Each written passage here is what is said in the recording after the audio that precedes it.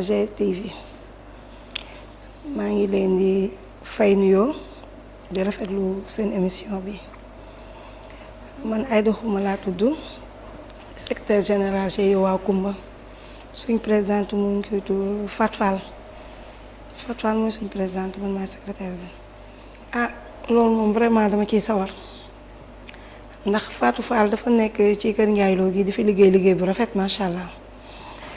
mënoon na fi ñëw nag di liggéeyal boppam waaye moom askan wi lay liggéeyal bi mu sampee GIE bi dafa oote toog fii ñu waxtaan mu waxtaane ko ñëpp ànd ceeg moom rafetlu ko lool mu sonn ki GIE Waa Kumba coono boo xam ne ñun moom mënuñu ko fay dañ koy ñaanal yàlla na ko yàlla fay. GIE bi nag jour bi ñu koy sosee fii foog naa mu ngi door am 1 an yi mu ngi nekkoon mois de juin bi passé la ñu am 1 an suñu GIE bi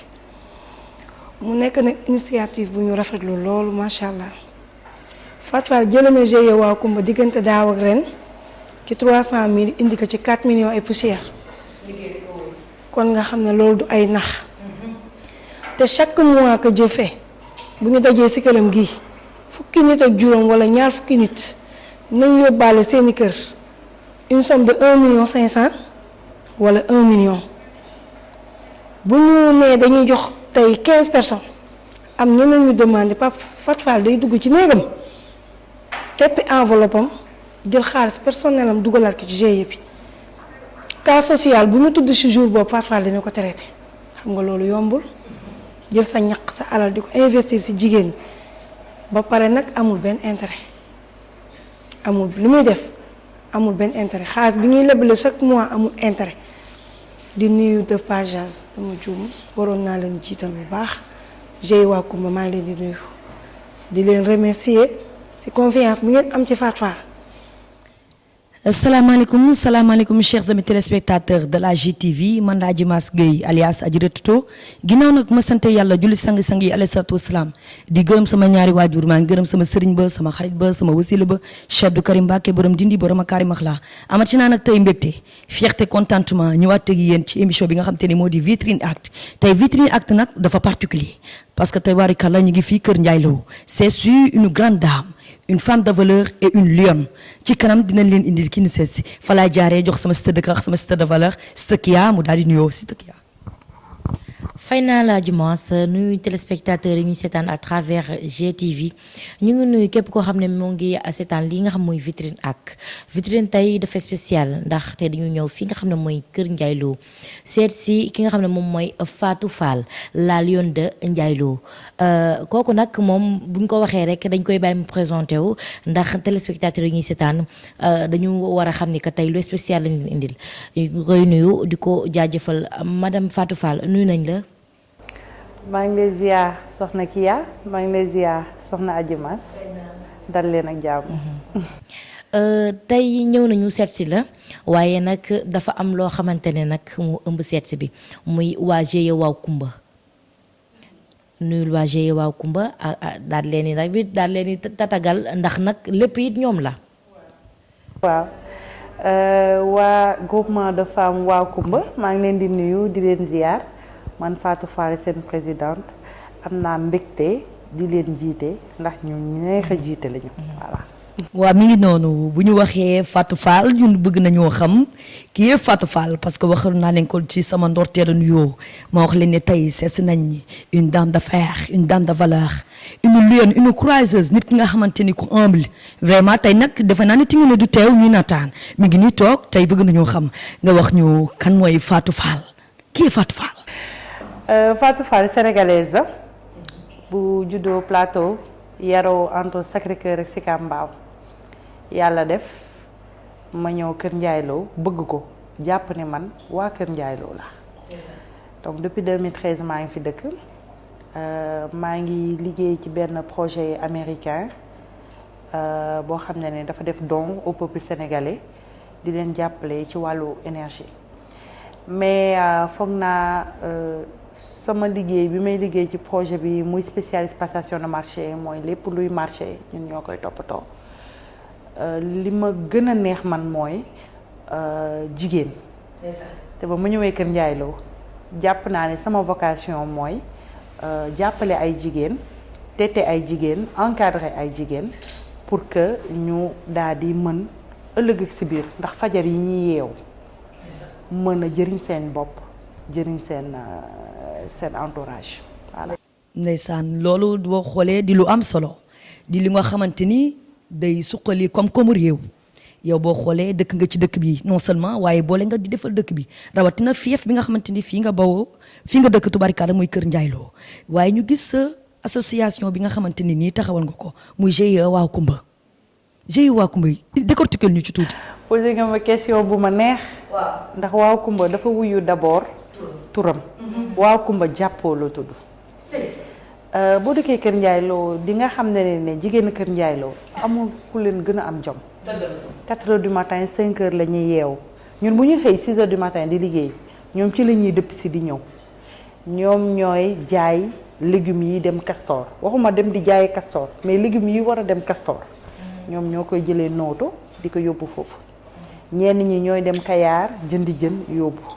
ñenn ñi fëgg jaay la ñuy jaay ñeneen ñi ñu ngi ci cere yi ñeneen ñi ñu ngi ci produits agroalimentaires yi nekk ay jigéen yu am jom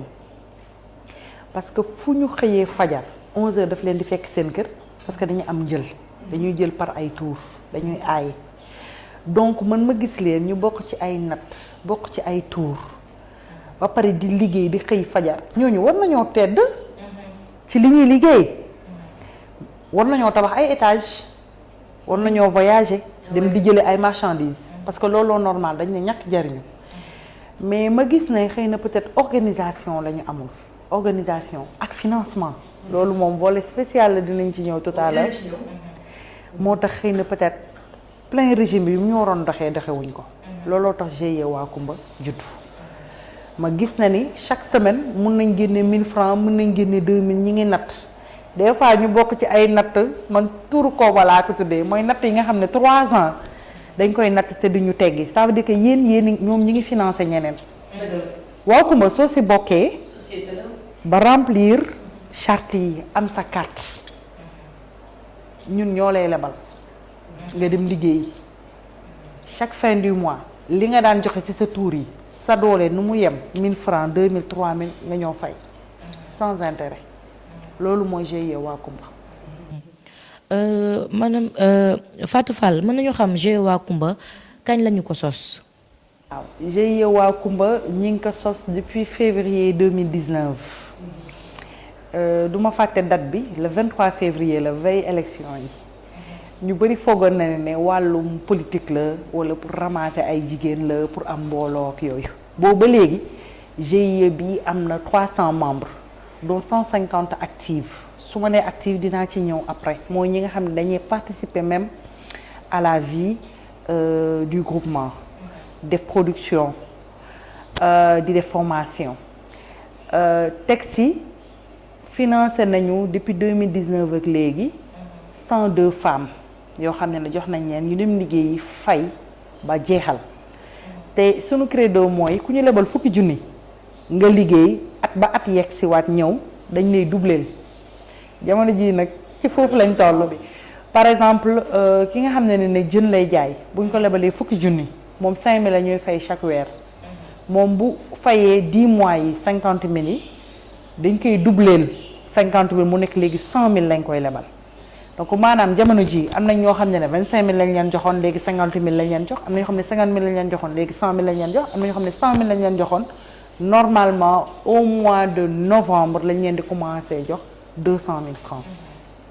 mais da ngeen war a xam ne ñun duñu liggéey ak banque yi maanaam c'est pas des prêts bancaires xaalis biñ leen di lebal suñuy xaalis lañu su suñuy moyen bopp maanaam ay donateurs maanaam ñu jaay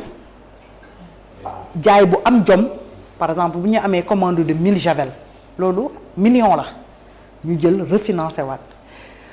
mais aussi suñu xaalis di tëdd banque maanaam bu ñu ñëwee jour boobu ñëpp fay ñu daal di refinancer waat ñaar dërëm du duggaat suñu ay poche parce que dañu ne ay intellectuels lañ aussi waruñu fi nekk di dundal banque yi parce que xaalis bu ëpp ci banque yi xaalisu jigéen yi la jigéen yi ñooy dem di liggéeyi ay millions di indi góor yi duñu jenc jigéen yi ñooy jenc donc xaalis boobu dañ koy refinancer waat automatiquement pour aider ñenn ñi ñu liggéey au lieu que ñu koy garder voilà. waaw Coumba GIE bi femmes yi nga xam ne ñoo fi nekk dañu def formation wala dafa am fu ñu jàngee ba pare pour mën a appliquer li ñuy def nii. posé nga ma question bu ma neex parce que souvent dañ ma koy posé boo xoolee ñun suñu produit yu bëri agroalimentaire la am na agrochimique tamit dinañ ci ñëw ci agroalimentaire bi di nga gis cere di nga gis araw di nga gis gerte di nga gis mbokk di nga gis ñebbe farine de ñebbe bi defar akara loolu lépp am na lu mu laaj ci wàllum sécurité alimentaire ci wàllum sanitaire salubrité ak yooyu donc waa groupement waa Coumba dañ leen di yóbbu ñu def formation au niveau de SEDAF bi nekk Bambilor mi nga xam ne madame Mbengue moom moo ko jiite et sunu biir groupement ci boppam dañu am ay formatrices yoo xam ne dañuy intervenir foofu noonu ci SEDAF bi donc bu ñu leen yóbboo encore ñu dem defi formation bu ñu ñëwaatee dañuy defaat application fii nii boo xoolee tout à l'heure dinañu am occasion bi boo yéegee ci kaw dañ ko aménager de sorte que dafa nekk ay espace ouvert yoo xam ne dinañ mën a voilà microjardinage am na fa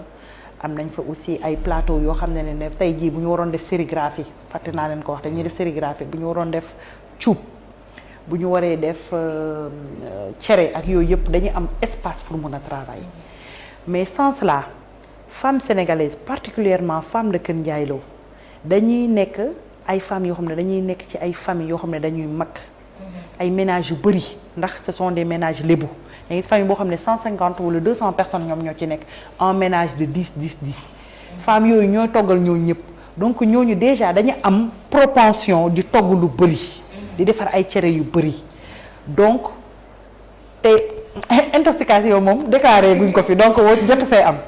loolu nag la ñu jël nag daal di koy transformer mu nekk expérience ba pare ñu daal di koy def mu nekk certification et c'est important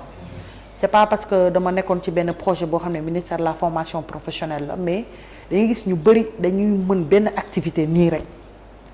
mais réellement xamuñu activité bi nu muy marché ñu war a dem def formation professionnelle lan mooy activité bi processus bi corps de métier bi compétence yi déroulement bi et processus bi c'est important loolu daf lay permettre yow di nga mën a aussi jàngal yeneen i jigéen pour que activité boobu du faay voilà ONFP loolu lay liggéey direction de l'artisanat loolu lay def ministère formation professionnelle loolu lay def. mais ñun bëgg nañoo xam ci formation bi yéen da ngeen am partenaire yoo nga xam te ne yéen ay ànd former leen wala yéen a jël engagement former leen bëgg nañ ko xam parce que GIE waa Coumba moom xam naa ni moom boo xoolee lii moom du jamais vu macha allah. merci beaucoup. Adjima sa question dafa am importance formation bi dafa am coût waxuma sax ni nit ki ngay yóbbu dem former ko jour yi mu fay def yépp moom du nekk këram bu doon dafay jaay boutique ba dootul amati lu muy jaay ci boutique dootul amati temps pour jaay boutique bi ndax mi ngi ci formation bi mais dama bëgg a wax sax aspect formation bi on n'a pas de partenaire yu ñuy aider ñun ñoo jël suñu keesu bopp propre volonté fay